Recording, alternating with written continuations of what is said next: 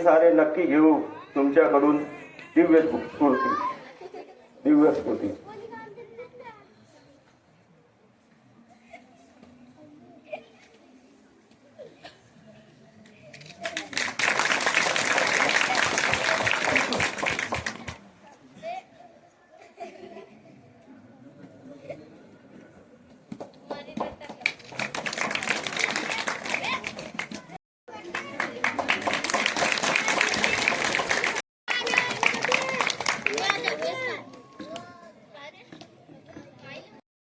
परंतु आपला विद्यार्थी हा समोर घडला पाहिजे, टिकला पाहिजे आणि त्याच्या आयुष्य कुठेतरी उज्ज्वल झालं पाहिजे, हीच भूमिका शिक्षकांची असते.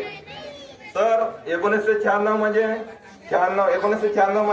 आम्ही 9व्या वर्गात असताना या संस्थेमध्ये रुजू झाले.